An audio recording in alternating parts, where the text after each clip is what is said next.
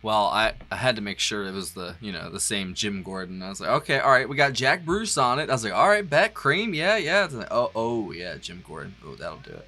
Hi guys, welcome to Lee Reacts. Hope everyone's having a good day.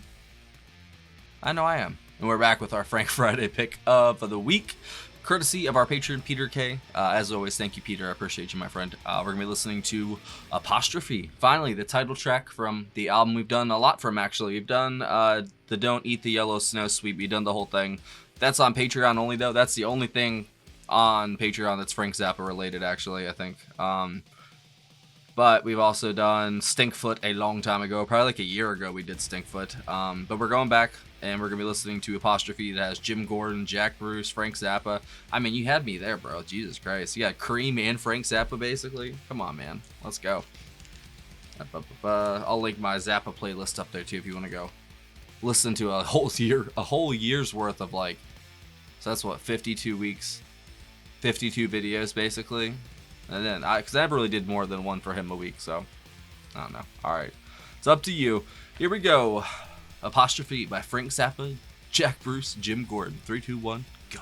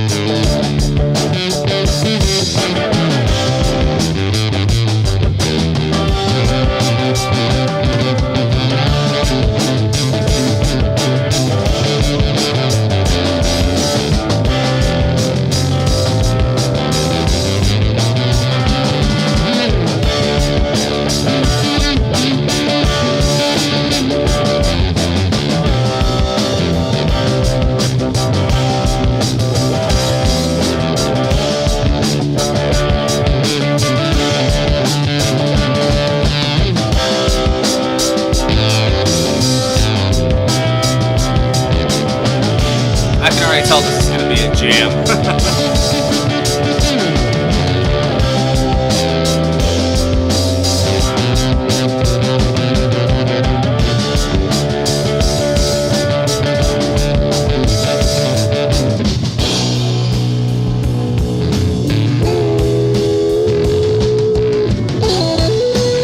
Even sounds like Cream a little bit. I wonder why.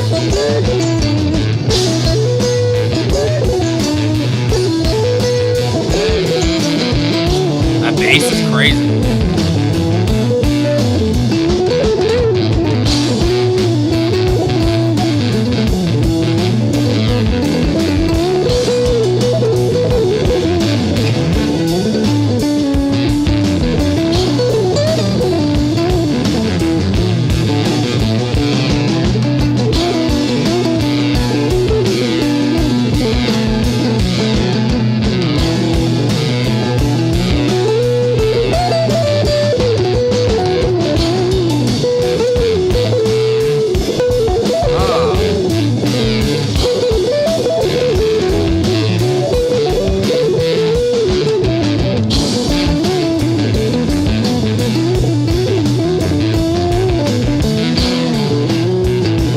This is a jam and a half.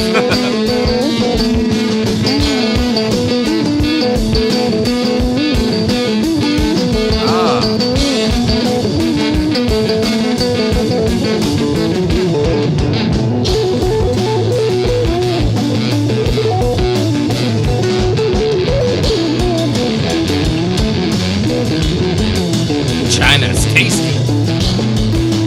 All right, Gordo.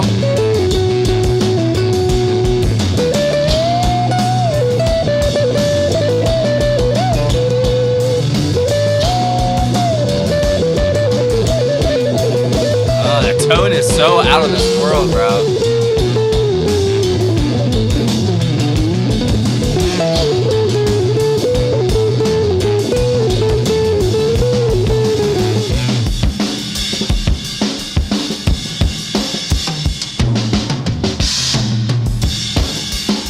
Okay, Jim. He's murdering that. Sorry.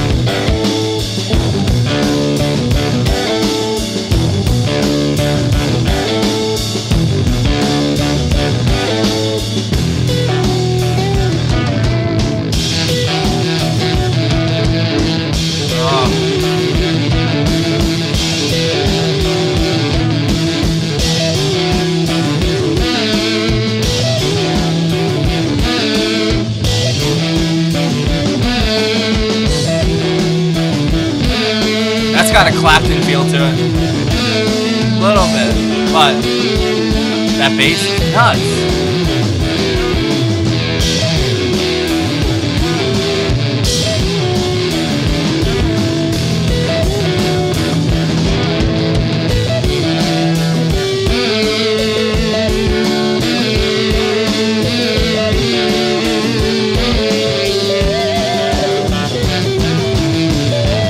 I don't want this to end, bro.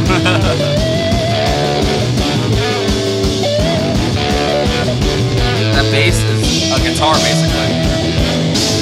Well, it is, but...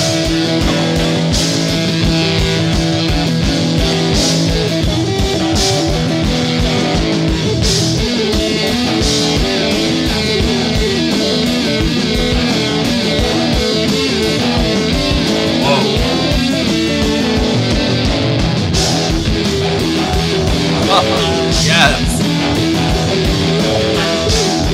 Rage Against the Machine. They took from this.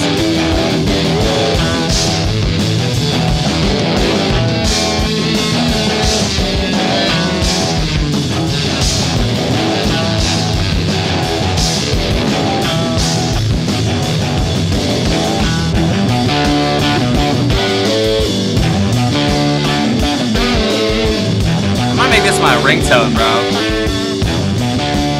What a riff.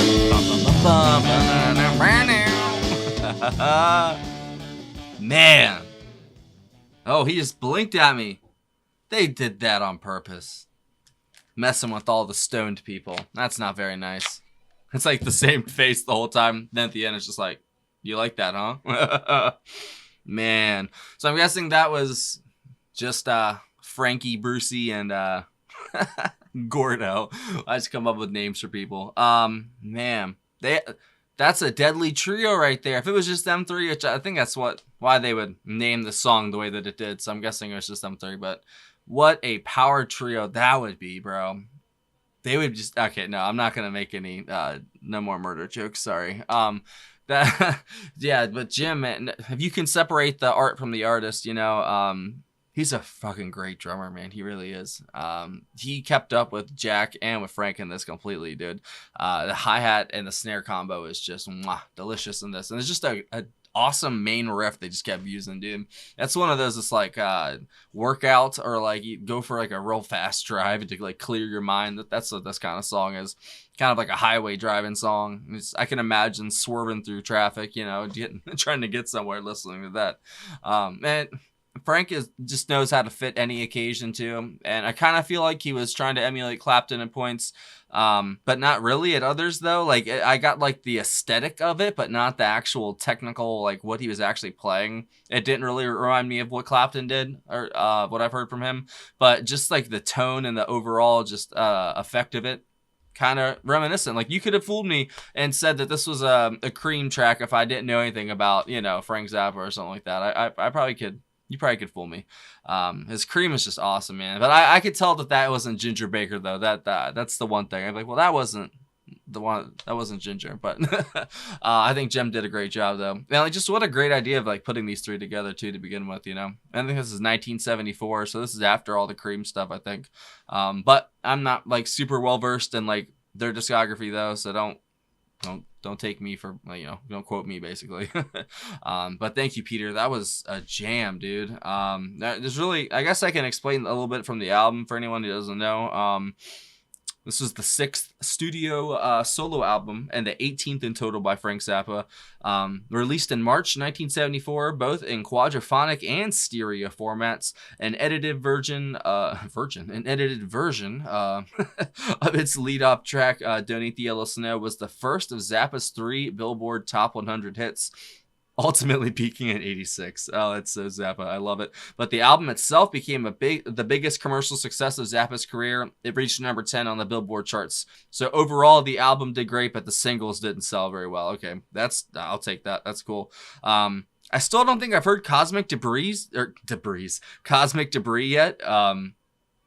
That's the first single. I've done the whole "Don't Eat the Yellow Snow" suite. That's on Patreon, which is great. Wait, but is Cosmic Debris a part of that then? Because isn't "Don't Eat the Yellow Snow" like the entire first side? I can't remember because it's been a while. I'm not gonna lie, guys. I listen to so much music, it just kind of gets sometimes.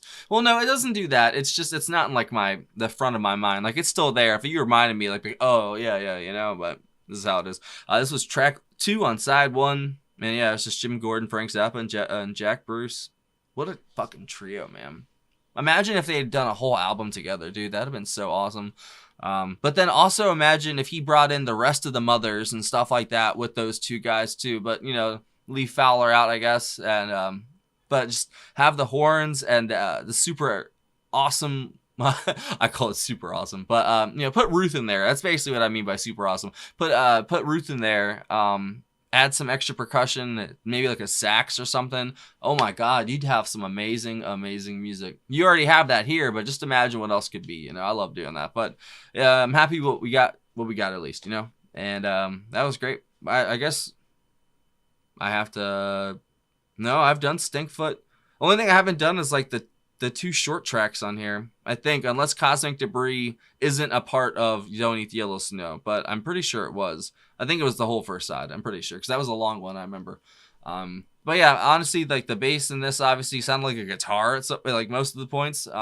Frank just took off from jump. You know what I'm saying? Like sometimes he doesn't, sometimes he does. But in this song, yeah, it's just nonstop in your face. Like that's rock and roll at its finest right there, to be honest. It wasn't nothing like too, what's the word? It's not like philosophy, you know, not like that, but like it's just a great adrenaline filled rock and roll song. And that's kind of what Cream was, even though Cream did have some more spacey psychedelic vibes too. I didn't really get big psychedelic vibes here, but I did get like the raw force of Cream here, minus Ginger Baker, but Jim did great. I'd say if anything, I would say yeah, Bruce was the best part of this. Absolutely, Jack Bruce. That bass, it's just so unique, and it's like he was the best part of Cream, but then you say that and no, Ginger Baker was. Oh no, Eric Clapton was. Like it's crazy. It's like the talent level of these bands, because you could just sit here all day. Like imagine if you were in my chair.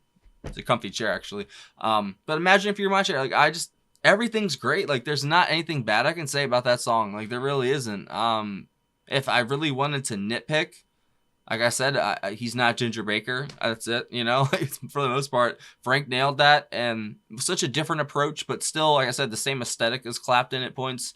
And man, just a fun ride right there. Thank you, Peter. I appreciate it. That's definitely going on the driving playlist. And I did hear a part there at the end, like a section or two, very reminiscent of what Rage Against the Machine would do 30 years later. 30?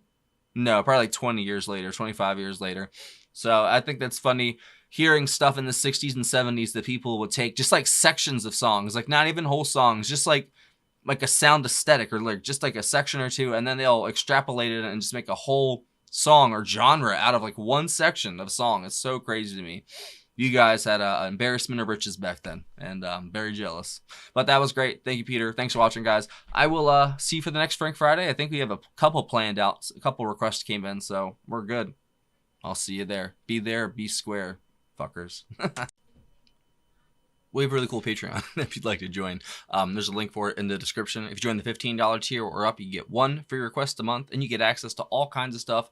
All of our full album reactions, a bunch of blocked videos that are only on Patreon. Patreon exclusives, our Discord server. You get to become member of the month maybe if you want to do a whole day's worth of videos. And you get to vote on the Spotlight Artist of the Month videos as well. It's all kinds of perks. You can join at any level to be like, you know, in running for any of that stuff.